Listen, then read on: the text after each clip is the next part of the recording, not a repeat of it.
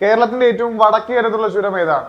സഹ്യപർവ്വതത്തിന്റെ ഏറ്റവും തെക്കേ അറ്റത്തുള്ള ചുരം ഏതാണ്? NH 544 കടന്നു പോകുന്ന പ്രധാന ചുരം ഏതാണ്? 766 കടന്നു പോകുന്ന ചുരം ഏതാണ്? 744 കടന്നു പോകുന്ന ചുരം ഏതാണ്? ഈ ചോദ്യങ്ങൾക്കെല്ലാമുള്ള ഉത്തരം തേടി പോവുകയാണ് നമ്മൾ. വരൂ. നമസ്കാരം, എല്ലാവർക്കും സൈലം PSCയുടെ മറ്റൊരു വീഡിയോയിലേക്ക് സ്വാഗതം.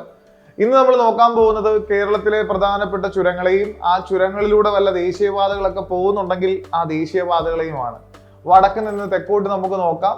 കേരളത്തിന്റെ ഏറ്റവും വടക്കേ അറ്റത്തുള്ള ചുരമാണ് ആലട്ടി ചുരം. അപ്പോൾ ആലട്ടി ചുരം സ്ഥിതി ചെയ്യാൻ സാധ്യതയുള്ള ജില്ല ഏതാണെന്ന് നമുക്ക് ഊഹിക്കാം.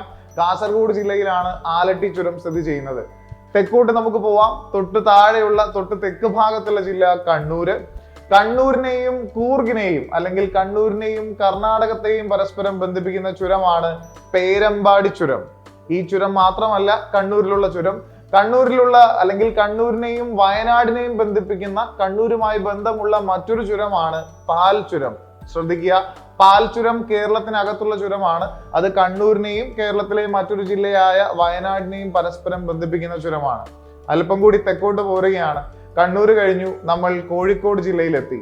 ഈ കോഴിക്കോട് ജില്ലയെയും വയനാടിനെയും ബന്ധിപ്പിക്കുന്ന വളരെ പ്രശസ്തമായ സിനിമകളിലൂടെയൊക്കെ മറ്റും കേട്ട് നമുക്ക് നല്ല അറിവുള്ള ചുരമാണ് താമരശ്ശേരി ചുരം. താമരശ്ശേരി ചുരം സ്ഥിതി ചെയ്യുന്നത് ഇതിൽ ഏത് ജില്ലയിലാണെന്ന് കൂടി അറിഞ്ഞിരിക്കുക. അത് വയനാട്ടിലല്ല, കോഴിക്കോട് ജില്ലയിലാണ്. കോഴിക്കോട് വയനാട് കണക്ഷൻ താമരശ്ശേരി ചുരം. ഇവിടെ നമുക്കൊരു ദേശീയപാതയെ കൂടി ഓർത്തിരിക്കണം. ഇതുവഴി ഒരു ദേശീയപാത കടന്നു പോകുന്നുണ്ട്.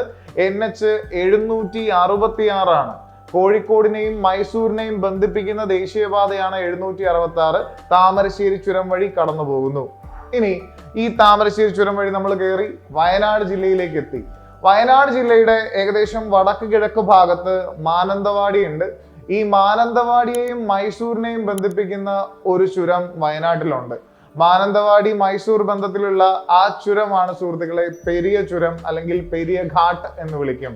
പെരിയ ചുരം വയനാട്ടിലാണ്. പേരമ്പാടി ചുരം കണ്ണൂരിലാണ്. മാറിപ്പോവാതിരിക്കുക. ഇനിയും നമുക്ക് തെക്കോട്ട് പോവാം, കൂടുതൽ ചുരങ്ങളെ അറിയാം. മലപ്പുറം ജില്ലയിലേക്ക് നമുക്ക് പോവാം. മലപ്പുറം ജില്ലയ്ക്ക് തമിഴ്നാടുമായി അതിർത്തി ഉണ്ടെന്ന് നമുക്കറിയാം. മലപ്പുറത്തെ നിലമ്പൂരിനെയും തമിഴ്നാട്ടിലെ ഗൂഡല്ലൂരിനെയും പരസ്പരം ബന്ധിപ്പിക്കുന്ന നാടുകാണി ചുരമുണ്ട്. നാടുകാണി ചുരമൊക്കെ വഴിക്കടവ് വഴിയൊക്കെ പോകുന്നവർക്ക് വളരെ സുപരിചിതമായിട്ടുള്ള ചുരമായിരിക്കാം. വീണ്ടും നമ്മൾ തെക്കോട്ട് പോരുകയാണ്. പാലക്കാട് ജില്ലയിലെത്തുന്നു. പാലക്കാട് ജില്ലയിലാണ് നമ്മുടെ ഏറ്റവും വീതിയേറിയ ചുരമുള്ളത്. ആ ചുരം അറിയപ്പെടുന്നതും പാലക്കാടിന്റെ പേരിൽ തന്നെയാണ്, പാലക്കാട് ചുരം. നമ്മൾ ഇതിനു മുമ്പ് പഠിച്ച ചുരങ്ങളും ഇനി പഠിക്കാൻ പോകുന്ന ചുരങ്ങളും എല്ലാം സഹ്യപർവ്വതത്തിലാണ് സ്ഥിതി ചെയ്യുന്നത്. നമ്മുടെ പശ്ചിമഘട്ടത്തിലാണ്.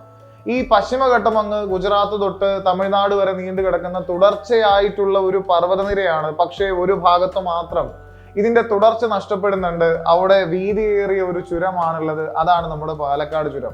ഈ പാലക്കാട് ചുരത്തിലൂടെയാണ് നമ്മുടെ പ്രധാനപ്പെട്ട നദിയായ ഭാരതപ്പുഴ കേരളത്തിലേക്ക് വരുന്നത്. പാലക്കാട് ചുരത്തിലൂടെയാണ് തമിഴ്നാട്ടിൽ നിന്നുള്ള ചൂട് കാറ്റ് പാലക്കാട്ടേക്ക് പ്രവേശിച്ച് പാലക്കാടിനെയും അത്യാവശ്യം ചൂടുള്ളതാക്കി മാറ്റുന്നത്. ഈ ചുരത്തിലൂടെയാണ് കേരളത്തിൽ ആദ്യം എത്തുന്ന തെക്ക് പടിഞ്ഞാറൻ മൺസൂൺ തമിഴ്നാട്ടിലേക്ക് കുറച്ച് തമിഴ്നാട്ടിലേക്ക് പാസ് ചെയ്തു പോകുന്നത് ഈ വഴിക്കാണ്. നമ്മൾ മനസ്സിലാക്കിയ കാര്യങ്ങൾ ഇത്രയുമാണ്. ഓർക്കുക, NH 766 നമ്മൾ കണ്ടു, താമരശ്ശേരി ചുരവുമായി ബന്ധപ്പെട്ടിരുന്നു. അടുത്ത ദേശീയപാതയെ കാണുകയാണ്. പാലക്കാട് ചുരത്തിലൂടെ കടന്നു പോകുന്ന ദേശീയപാത. സ്ഥിരം ചോദ്യം, NH 544 ആണ്. ഇന്ത്യയിലെ ഏറ്റവും വലിയ ഏറ്റവും നീളമുള്ള ദേശീയപാതയായ NH 44 കൊച്ചിയെ ബന്ധിപ്പിക്കുന്ന ദേശീയപാതയാണ് NH 544.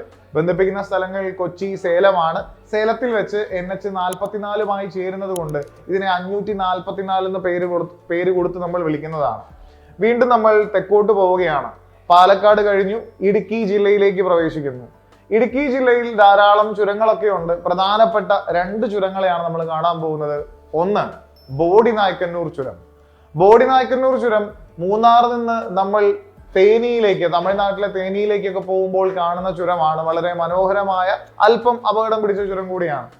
ഈ ബോഡിനായ്ക്കന്നൂർ ചുരത്തിലൂടെയും ഒരു ദേശീയപാത കടന്നു പോകുന്നു. ആ ദേശീയപാത കൊച്ചിയെ ധനുഷ്കോടിയുമായി ബന്ധിപ്പിക്കുന്ന ദേശീയപാതയാണ്. പേര് NH 85. ബോഡിനായ്ക്കന്നൂർ ചുരം, അതുവഴിയുള്ള ദേശീയപാത NH 85 ഓർത്തിരിക്കുക. ഇടുക്കി ജില്ലയിൽ തന്നെ അല്പം കൂടി തെക്കോട്ട് പോകുമ്പോൾ അല്ലെങ്കിൽ ഇടുക്കി ജില്ലയുടെ തെക്കേ അറ്റം എത്തുമ്പോൾ അവിടെ പ്രശസ്തമായ സ്ഥലമാണ്, അവിടെയുള്ള സ്ഥലമാണ് കുമളി എന്ന് പറയുന്നത്. ഈ കുമളിയെ കമ്പവുമായി ബന്ധിപ്പിക്കുന്ന ചുരമാണ് കമ്പം ചുരം എന്നറിയപ്പെടുന്നത്. കമ്പം ചുരത്തിലൂടെയും ദേശീയപാത കടന്നു പോകുന്നുണ്ട്. ഈ കമ്പം ചുരം ഇറങ്ങി പിന്നെ കുറച്ചുകൂടെ പോകുമ്പോഴാണ് തമിഴ്നാട്ടിൽ കുറെ മുന്തിരിയൊക്കെ കൃഷി ചെയ്യുന്ന സ്ഥലങ്ങളൊക്കെ നമ്മൾ കാണാറുള്ളത്. കമ്പം ചുരത്തിലൂടെ പോകുന്ന ദേശീയപാത NH-183 ആണ്, NH-183. വീണ്ടും നമുക്ക് തെക്കോട്ട് പോകാം. പത്തനംതിട്ട ജില്ല കഴിഞ്ഞ് കൊല്ലം ജില്ലയിലേക്ക് എത്തുമ്പോൾ കൊല്ലത്തെ തമിഴ്നാടുമായി ബന്ധിപ്പിക്കുന്ന, കൊല്ലത്തിലെ പുനലൂരിനെ തമിഴ്നാട്ടിലെ ചെങ്കോട്ടയുമായി ബന്ധിപ്പിക്കുന്ന ചുരമുണ്ട്. ആ ചുരത്തിന്റെ പേരാണ് ആര്യങ്കാവ് ചുരം. ഈ ചുരത്തിനെ മറ്റൊരു പേരിലും വിശേഷിപ്പിക്കാറുണ്ട്. അച്ചൻകോവിൽ ചുരം എന്നറിയപ്പെടുന്നതും ഇയാൾ തന്നെയാണ്. തെന്മലയിലൂടെയൊക്കെ നമ്മൾ പോകുമ്പോൾ, പാലരുവി വെള്ളച്ചാട്ടത്തിന്റെ സൈഡിലൂടെയൊക്കെ നമ്മൾ പോകുമ്പോൾ നമ്മൾ എത്തിച്ചേരുന്ന ചുരം ആര്യങ്കാവ് ചുരമാണ്. ഇതുവഴിയും ഒരു ദേശീയപാത കടന്നു പോകുന്നുണ്ട്. ആ ദേശീയപാത NH-744 ആണ്. 44 കൂടെ വന്നപ്പോൾ നിങ്ങൾ ഒരുപക്ഷെ ചിന്തിച്ചിട്ടുണ്ടാവും, ദേശീയപാത ഏറ്റവും നീളം കൂടിയ ദേശീയപാതയായ NH-44ലേക്ക് കൊല്ലത്തെ ബന്ധിപ്പിക്കുന്ന ദേശീയപാതയാണ് NH-744. ഇത് വളരെ പ്രശസ്തമായിട്ടുള്ള ഒരു പാതയാണ്. വീണ്ടും നമ്മൾ തെക്കോട്ട് പോവുകയാണ്. കൊല്ലം കഴിഞ്ഞ് പിന്നെയുള്ളത് തിരുവനന്തപുരം ജില്ലയാണ്.